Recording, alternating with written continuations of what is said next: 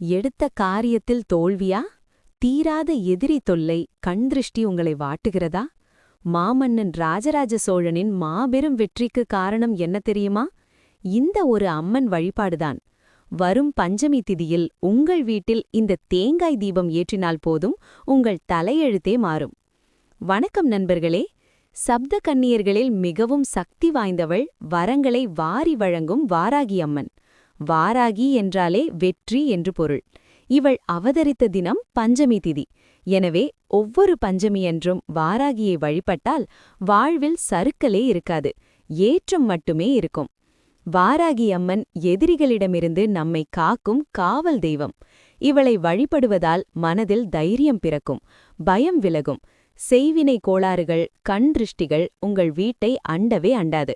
குறிப்பாக வாக்கு சித்தி வேண்டுபவர்கள் வாராகியை கெட்டியாக பிடித்துக் கொள்ளுங்கள். அம்மனை எப்படி குளிர்விப்பது?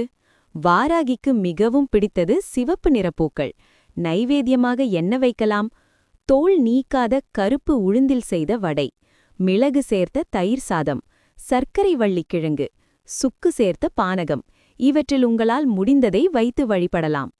மிக முக்கியமாக வாராகிக்கு ஏற்ற வேண்டியது தேங்காய் தீபம். இதை ஏற்றுவது எப்படி?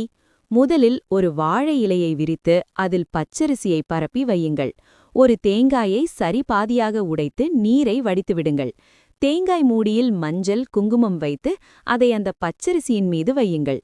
உள்ளே நெய் அல்லது நல்லெண்ணெய் ஊற்றி பஞ்சு திலியிட்டு தீபம் ஏற்ற வேண்டும். இப்படி தீபம் ஏற்றி உங்கள் நியாயமான கோரிக்கைகளை வைத்தால் அது நிச்சயம் நிறைவேறும். தேங்காய் தீபம் ஏற்ற முடியாதவர்கள் தேங்காயை உடைத்து வைத்து அருகில் 5 அகல் விளக்குகளை ஏற்றியும் வழிபடலாம். இன்று பஞ்சமி தினத்தை தவறவிடாதீர்கள். நம்பிக்கையோடு இந்த தேங்காய் தீபத்தை ஏற்றி வாராகியை வழிபடுங்கள். நிச்சயம் நல்ல செய்தி உங்களை தேடி வரும். இதேபோல ஆன்மீக தகவல்களை தெரிந்து கொள்ள மறக்காம நம்ம சேனலை சப்ஸ்கிரைப் பண்ணுங்க. ஓம் வாராகி தாயே போற்றி.